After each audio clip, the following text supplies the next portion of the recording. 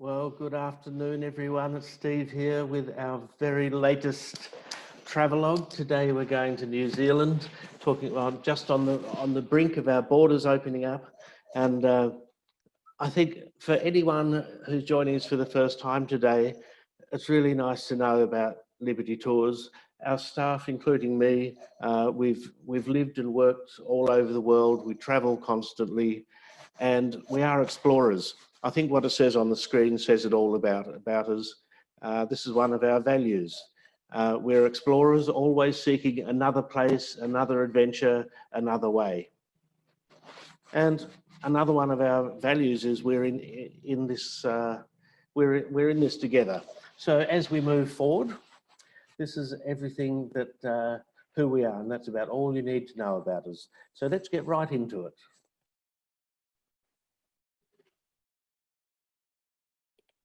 Oops. So I'm just turning the sound on. We'll go again. Hutia te rito te hara keke, kaihea te kōmako. Ki mai ki a hau, iaha te mea nui o te ao, māku e ki atu, he tangata, he tangata, he tangata.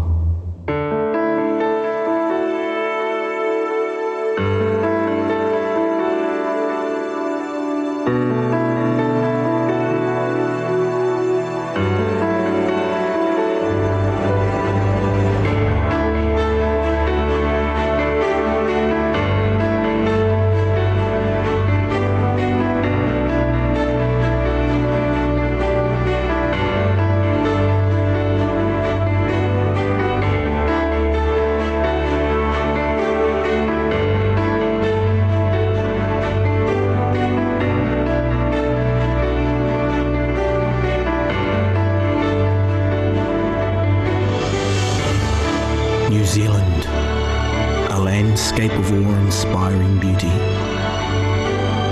where majestic mountains lurch skyward from the valleys below,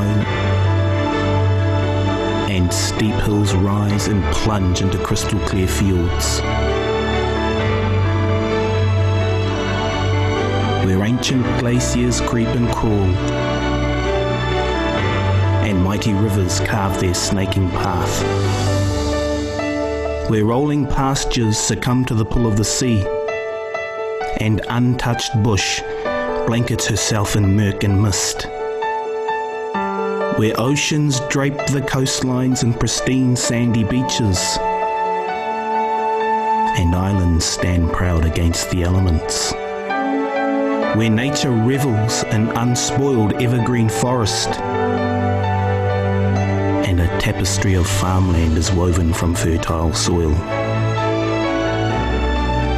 where cities ebb and flow to the rhythm of their people,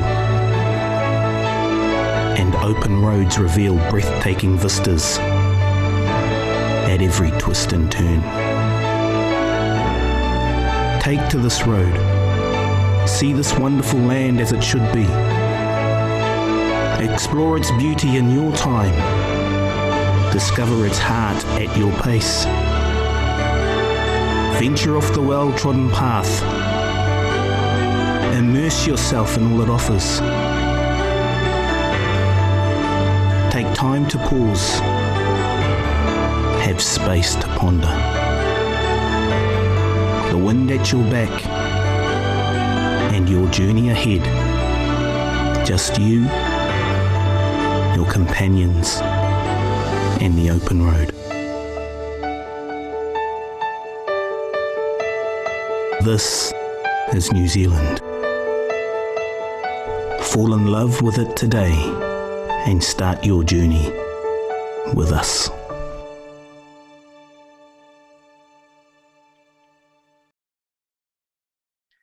Shelley Rider, thank you for joining us. Thank you for having me, Steve. So this is Shelley Rider, who works for NZsidekick. So tell all our guests a little bit about you, Shelley. I've just got some interruption here, Steve. Sorry, just bear with me. I'll see if I can Make it get go rid away. of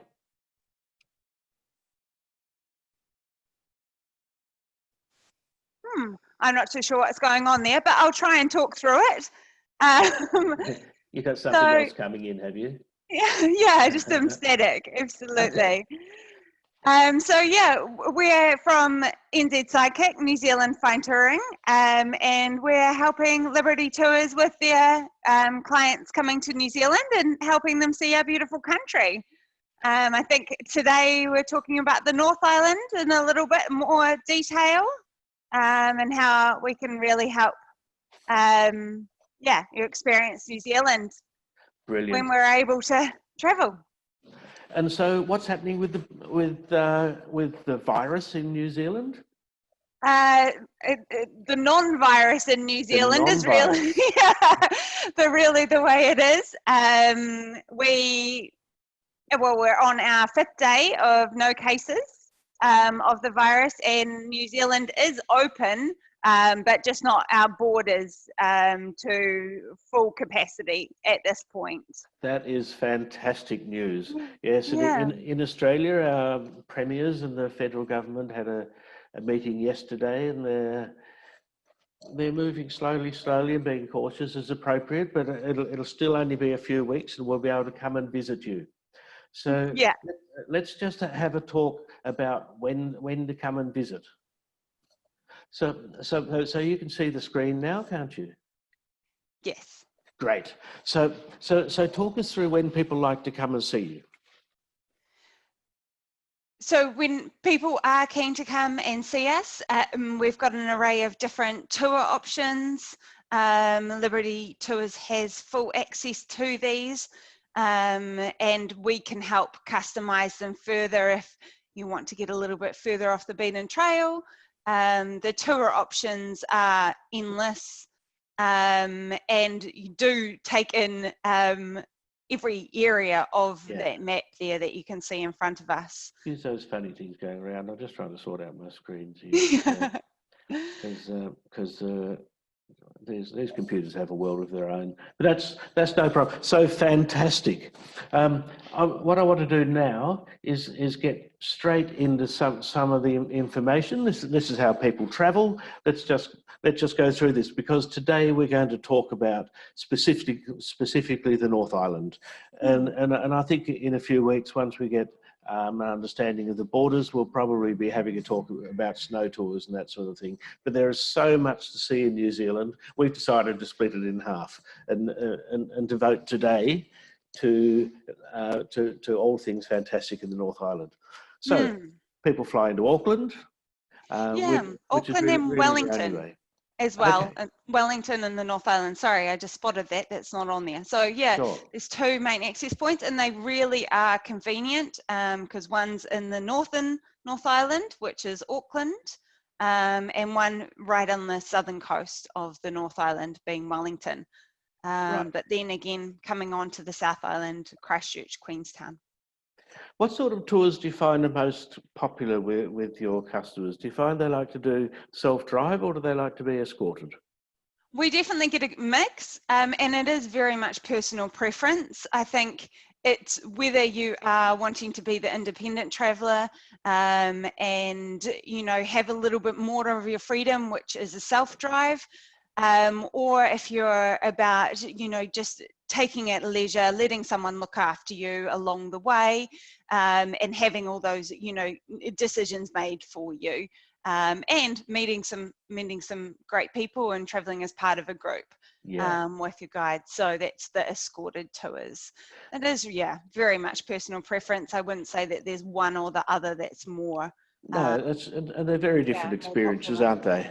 Absolutely. Yes, we have clients that do a self-drive first time and then might come back and do another island, or choose to see more of New Zealand, and they might choose the other option. So yes, I find, for me, when I'm traveling internationally, I like the first time that I go to do an escorted tour, so to have someone with me to tell me all about stuff, get me around, and I don't have to bother about missing everything because I'm watching the road. But then once I've got that, if I'm fortunate enough to return, I'll often do go around under my own steam and at my own pace, and just stop off at things that really excite me. Yeah, exactly. We find that escorted tours are a great way to see, the iconic sites of New Zealand, the ones that people were, have heard about, like the Hobbiton that we're just showing now Yeah. on the screen. And then when they come back, they like to get a little bit further off the beaten trail, and that's where a self-drive experience works extremely well. So on the North Island, how many years is it since they filmed Lord of the Rings? Because there are a couple of movies, weren't they? Yeah, there are. Do you know, it's 20 years now since they were Wow. last in New Zealand. And we've had the Hobbiton since, the Hobbit Yes, since. yes. But yeah, the Lord of the Rings was some time ago. And it's amazing just how much those movies are still extremely relevant to New Zealand. The scenery hasn't changed. It's probably got better. So if you're keen to get an idea of what you're going to experience scenery wise in New Zealand, then yeah, do take on the trilogies. It's a full weekend. Sure. And the lady who lives in this little house has still left her hat outside the door for a long, long time now, I guess. Yes, this is the Shire's Rest that we were looking at Sure. in the middle of the North Island. So a very popular place and truly magical, truly. So do they have all sorts of events and things going on there rather than just wandering around a few little houses? I guess just lately with everything going on, Steve, it has been pulled back Yes. from being able to offer so many different options. But they are still operational, which is one of the key things. Oh, that's good. But it is about doing the tour and having a look at the movie set and Yes. then going to the Green Dragon, which is a themed pub on site. So yeah, still very magic, but unfortunately at this point in time, not a huge amount of different options Right. like Hobbiton. Yeah. So when people fly in, as you said, that they're going to fly into Auckland, the Hmm. beautiful city of sails. Yes, exactly. Auckland is New Zealand's biggest city. It actually has a good solid million of the 5 million that are in New Zealand living in Auckland. But if cities don't attract you, the surrounds of Auckland are fantastic. Escaping to one of the islands, which we've mentioned on there, Waiheke Island, Rangitoto, Tiri Matangi Island, or just heading over to the west coast where you can get a lot of beautiful sights and really be right in the wilderness with a half an hour drive out of Auckland. Wow, they're so beautiful. Mm. There's so many things to see and do around the city. In fact, a friend of mine used to live on one of those islands when he was a boy. Is Yeah, probably Waiheke.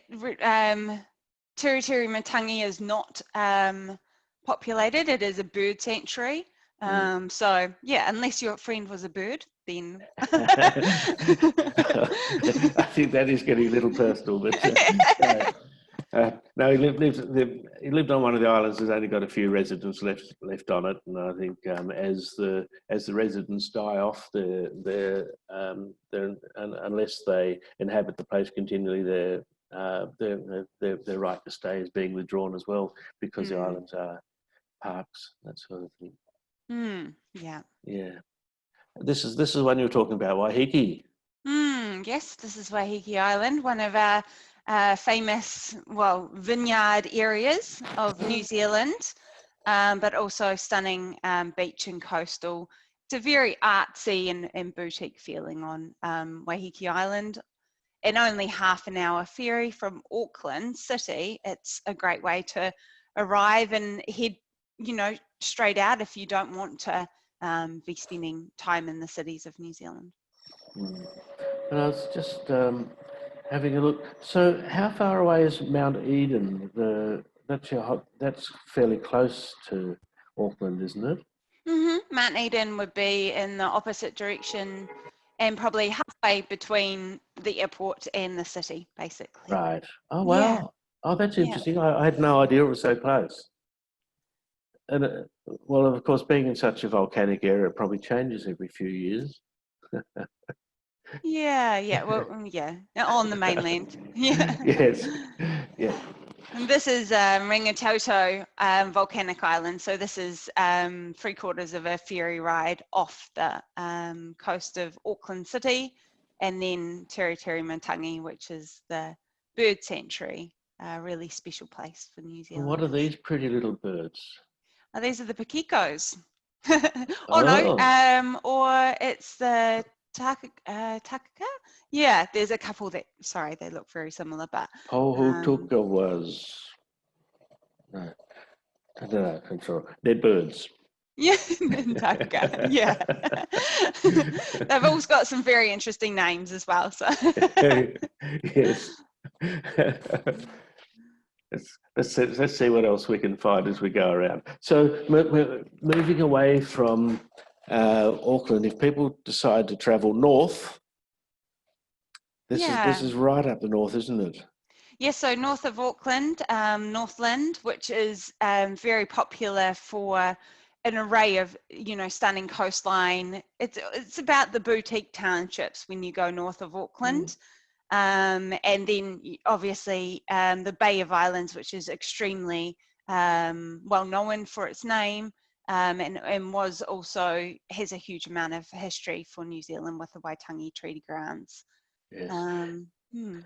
Actually, speaking of Waitangi, where the treaty was held, there's this traditional village and reception centre. Yeah, absolutely. You can go and explore the treaty grounds, and they give you an insight to the traditional Maori dance, and you can also have the traditional meal there with the hangi as well. So yeah, a very colourful culture, and they do bring it really well to life in the treaty grounds there. So, with the Maori heritage having been allowed to thrive as it has done through since the time that the Europeans arrived, there's so much of the culture still intact. What about languages? Were there different languages on different parts of the islands? There's only the Maori language is Single single language right. throughout New Zealand. There are different Maori tribes, but they do all speak the same language. So it is definitely still a second language in New Zealand. They still teach it in the schools to this point in time. Just a way of respect more than anything else. And we feel you give respect for the Indigenous culture, you get it in returns in bucket loads. So they've taught, the European settlers quite a lot. So it's a nice culture to be together with, yes. With your feelings. And if my history is correct, I think the Treaty of Waitangi was signed in 1840 or thereabouts. Yeah, very close. Yeah, exactly. I wouldn't know the exact date off the top of my head there. Right. You're doing well. Yeah. It's between, in fact, I've got a note here, between Chief Honoheke Yeah. and the Duke of Marlborough. There you go. There. Yeah. So this is further up north a little bit, just showing you different areas of the Bay of Islands. There's the Cape Reinga Lighthouse, the Hole in the Rock, and just an example of the bay that we have up there. What do people experience? It looks as though, that's sailing and is the water cold? This is like the most tropical it's going to get in New Zealand. It's not tropical, but no. It's the warmest it's going to get. So if you were to go scuba diving or snorkeling anywhere, this would probably be the pick of locations, Northland, in totalness. But on top of that, beautiful native forest, and also New Zealand's finest maritime So there are protected maritimes in the Northland. And for people who want to go snorkeling or if you want to go diving, I guess most people will be wearing a wetsuit or a dry suit anyway. Yeah, exactly. Yeah, you might go swimming at the beach in summer with the swimming togs on, but not generally further offshore. Yeah. So this is the Kauri Coast?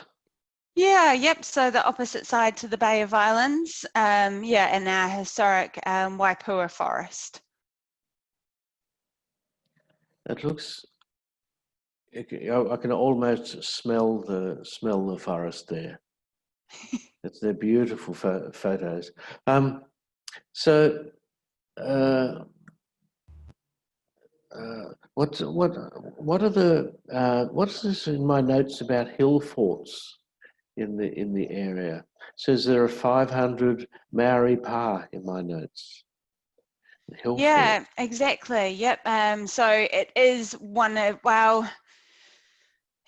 the key areas for the Maori culture, as we were talking about the Waitangi Treaty Grounds earlier. But in all truthfulness, there is quite a lot of pas throughout the North Island.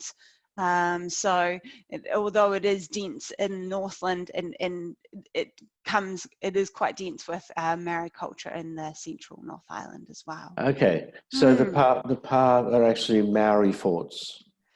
Yeah, exactly. Yeah. So when they're called for, is that because of fighting between the tribes that they were forts, or what's the story behind them? It's probably more of the early settlement before that signing of the treaty that you're looking into there. Yeah, early 1800s. Let's go a little bit further. Yeah, it didn't always start on the peaceful side, but we've certainly managed to pull it back around. I think, yeah, a lot of strong culture in New Zealand. Let's go a little bit further and have a look at some glowworm caves. Yeah. I guess the settlement's always interesting for any country around the world, and New Zealand's no different to that, just a little bit younger, I would say. Sure. Yeah. Yeah, now we're going to central North Island, which is south of Auckland. So most people would go north and turn around and come back and do both coasts. And you kind of do that if you do have a little bit longer than a week. Otherwise, you kind of head south straight away to see the North Island. So central North Island's fantastic, from coast to coast being very diverse, and the central lakes that we have in the middle of the North Island, where there is there's 18 lakes around Rotorua and Taupo, and a lot of them with the thermal wonders going on there too. So a very diverse across the North Island from coast to coast, and the volcanic plateau that sits between them. And having a look here at the thermal pools and things, that's one of the things that many people are quite fascinated to see. Yeah. Many different options in Rotorua. If you're ever looking into it, there's a lot of different wonderlands that you can visit, like thermal parks that you can visit. Some of them are about natural hot springs, mud pools. Some of them are about geysers in different colors, and some of them are even about, experiencing sulfur pools, as to say, and not taking a soak. Yeah. And but in some of the thermal pools, I guess there's plenty of bathing and therapeutic stuff there. Is there in the pools? Yeah, like you have your resorts which offer the spa therapies as well as the bathing opportunities, or you have your more, I would say, traditional, where it is just natural sulfur pools. So it really depends on how natural you are looking at going when you're relaxing in Rotorua. And so do a lot of people from Auckland go there for the weekend and that sort of thing for the pools? Aucklanders would probably tentatively go towards Taupo, I would say, just a little bit further off the beaten trail. Yeah. Rotorua offers a lot of activities. It's got a great adventure side, as well as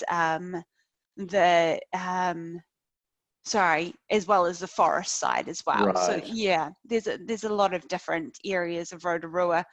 Lake Taupo is more of your relaxed opportunity, walking, biking around the lake, but they do also have thermal pools there as well. I believe there are lots of adventure activities and things to do around Rotorua, aren't there, as well as just looking at stuff. There's plenty things like abseiling and mountain bike riding and some other activities for people to participate in. Yeah, absolutely. Whitewater rafting is quite popular. The Waitomo glowworm caves that we're showing at the moment, they're not that far away from Rotorua, where you can go blackwater rafting and abseiling, as you said.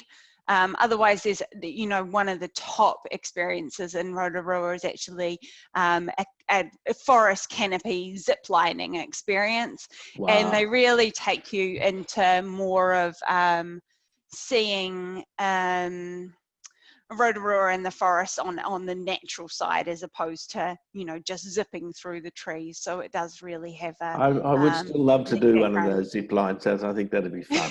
Yeah, exactly. They've got a few steps, but they are extremely fun once you're up there.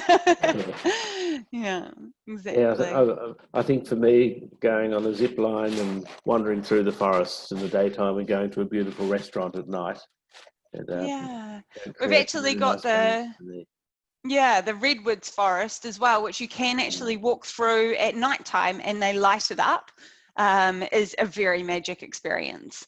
But a lot of people going to Rotorua would probably choose a Maori cultural hangi experience for one of their evenings. Definitely.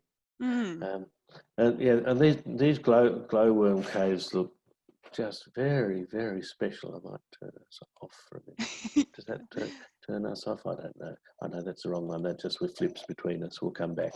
And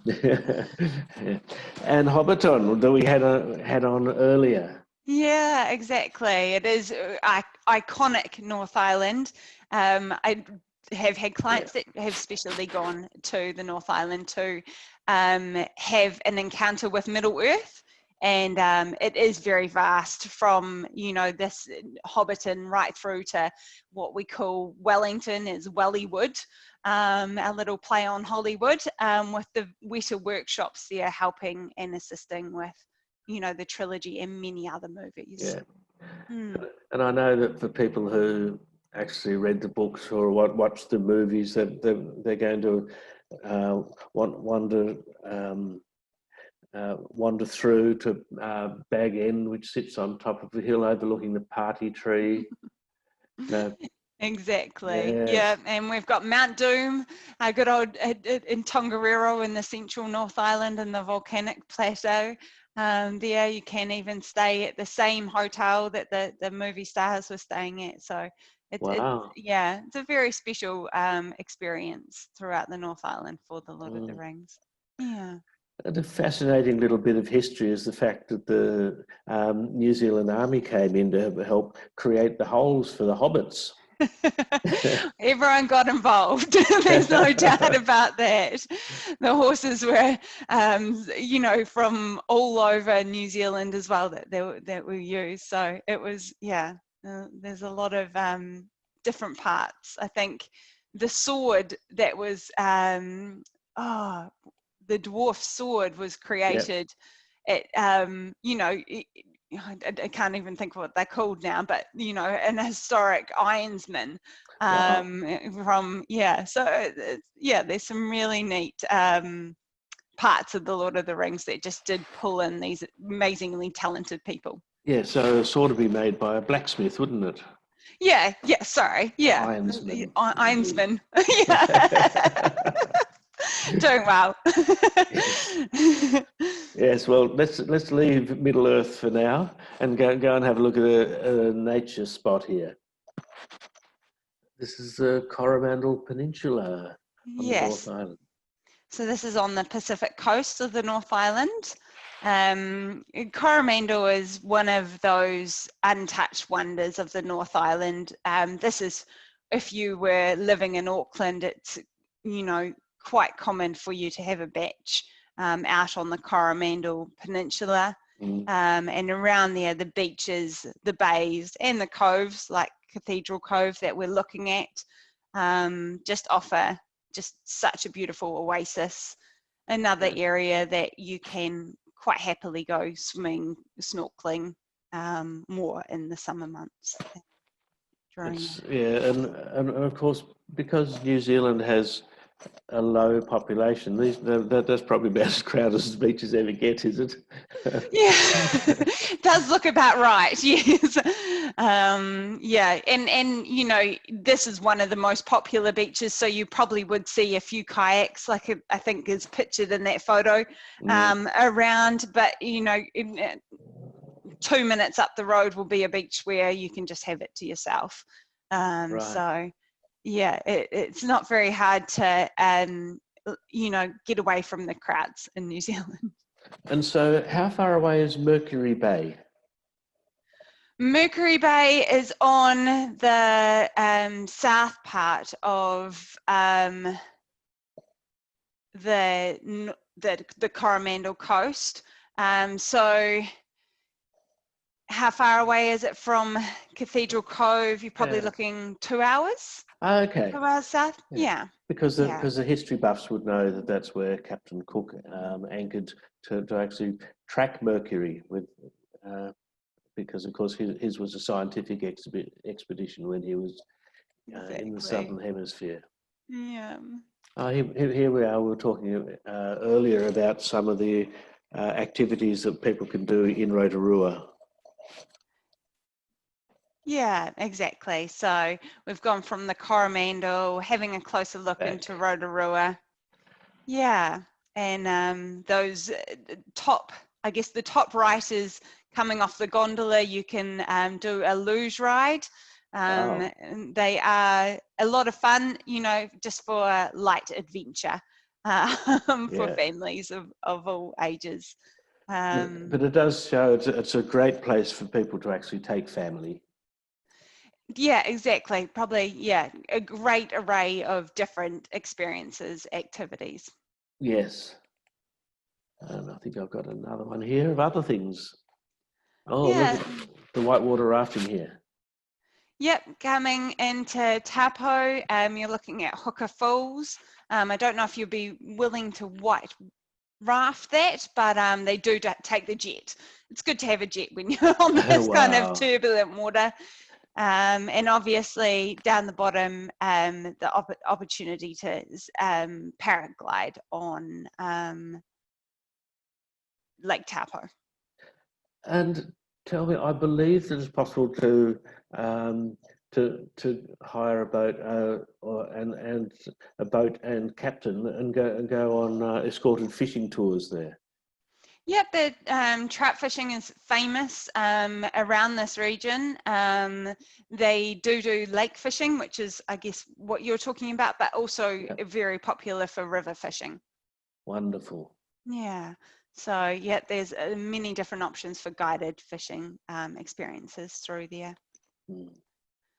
This comes through to our volcanic plateau, which is the opposite side of Lake Taupo, being our largest lake. And here, you know, you do have a walking paradise. There's a lot of hiking. The hotel that you're looking at is a historic hotel, the Bayview Chateau, Tongariro Chateau, and actually based at the bottom of the Whakapapa ski field. Well, you know, you can still have heaps of hiking around this area in summer and also in winter, but obviously looking at those photos, the winter time, there's snow on the mountains, so you'll be packing some skis to make the most of it. Yes, because people automatically think of the South Island when we talk about New Zealand skiing, don't we? Yeah, well, I guess, this is really, there's a couple of smaller ski fields, but Whakapapa and Ruapehu are our, Turoa are our North Island ski fields. We just have a lot. We just have a lot more in the South Island. Right. Mm. Yeah. Now we're on to the Hawke's Bay, so we're just heading a little bit further south and back on the Pacific coast. And Hawke's Bay, very famous for James Cook's discovery of New Zealand as well. This one was actually named after a sailor he dropped off here and left. So it was the Hawke's Bay and the Cape Kidnappers, which is a very famous and beautiful cliffside of the Hawke's Bay. What I'm interested in off that list on there, that it's the wine region. Yeah, yeah, New Zealand's oldest wine region. And a fantastic array of different wines. They do mostly stay within the blends in Hawke's Bay, as opposed to Sauvignon Blanc and the Pinot Noir that people know New Zealand a lot for is more Marlborough of the South Island. And I'm guessing that in the wine region, people are going to find lots of nice restaurants and eating alternatives as well. Yeah, there's actually a fantastic tour that you can do, which is in the evening, and you go to different wineries and you have a course at each winery. So it's a great way to experience the wines and experience the fantastic cuisine that comes with that.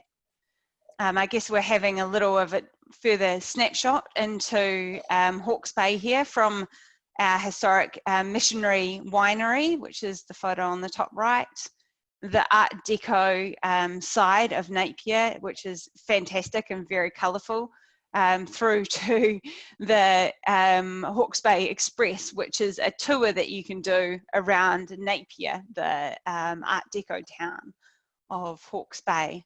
A little bit quirky, sitting in I guess an engine car, and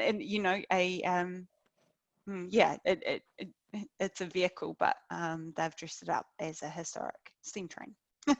Funnily enough, a friend of mine, a Tasmanian by the name of Michael Jones, is a composer, and he wrote a piece about 10 years ago that was a piece to be had at dinner, but it was actually designed for a progressive dinner like that, for a different movement to be played in each venue they stopped, and one movement to actually be played on the coach as they were escorted between restaurants.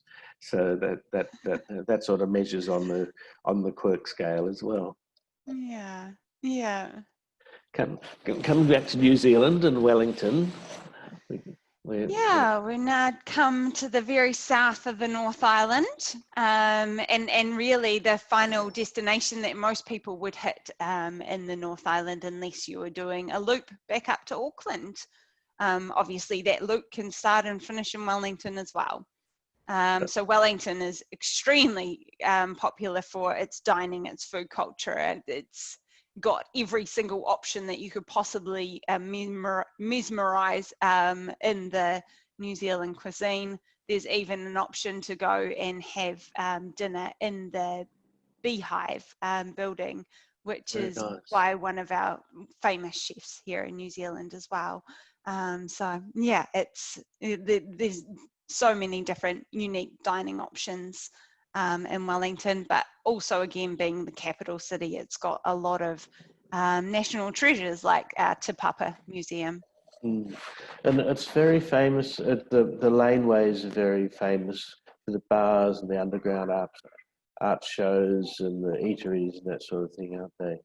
Yeah, we don't need that. The underground is, we've got an underground market in Wellington.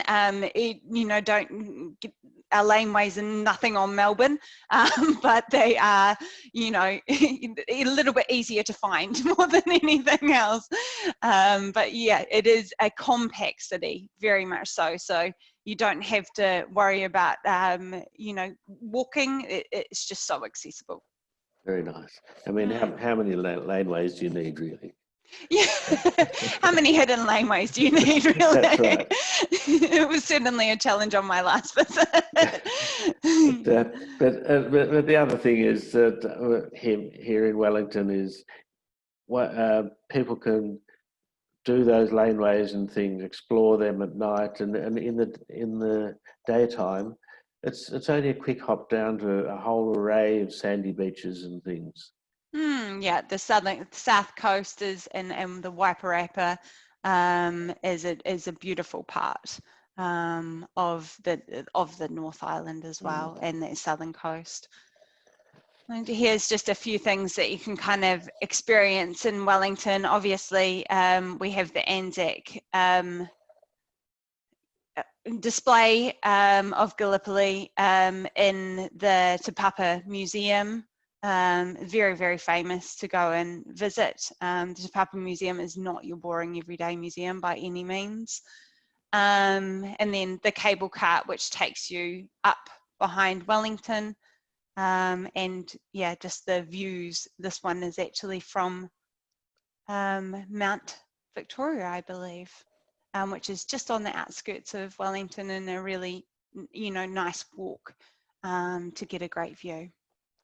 Let's have a look now. I think we've had a nice look around the island. Let's have a look at some examples of the itineraries for people who want to have a look around. We're actually getting to the end of our slideshow, so let's just talk about the types of itineraries and things that people can find as they go around. Yeah, so basically anything's possible, but generally speaking, if you're looking at around 7 days, you would kind of head south from Auckland through to Wellington, or vice versa. If you have a couple more days, then, you know, getting up to the Bay of Islands is definitely worthwhile. And if you can look at that, you know, 14 days experience actually allows you to come down to Wellington and head back up and experience more of the Tasman coast, which we haven't talked about today, but it is there, the Taranaki, and does offer, you know, hugely a rewarding part of the Taranaki as well, just a little bit further off the beaten trail. That's wonderful. So if people want to book any of those tours, they can contact us here at Liberty Tours. There's some contact details. Well, there's a couple of our websites there. Our Facebook page is called Fun with Liberty Tours, where we put up most things. But if people want to have a look at our website, libertytours.com.au, certainly within the next couple of days, and there are some New Zealand tours on there already, but we've got staff here who've lived in New Zealand, who know it and love it and can tell everyone about it.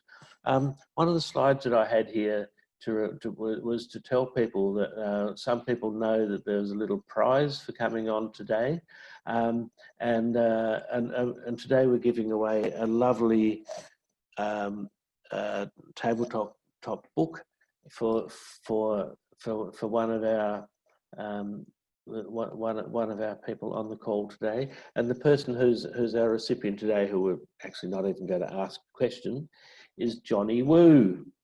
So Johnny, congratulations. We'll send an email to you. We'll get your address, and we'll be able to ship that beautiful coffee table book out to you. So all I want to do now is there we are. Why book with an accredited travel agent? Well, it's pretty obvious, isn't it? I mean, if you can book it yourself, but who's got your back if things go wrong? If you get to a place, and that's not the only reason, but But your travel agent will take all of the pain out of working out where to go, where to stay. We'll make sure that we get you into beautiful accommodation with our partners like Shelley, and get you to the best places and look after you every step of the way. What I'm going to do now is say thank you very much, Shelley. It's been an absolute pleasure having you here. Have you got anything you'd like to tell people before we go? Love to see you here soon, really. Great. So, yeah. Perfect. Thank you so much for having me. Bye-bye, Shelley. Bye-bye, everyone. Bye.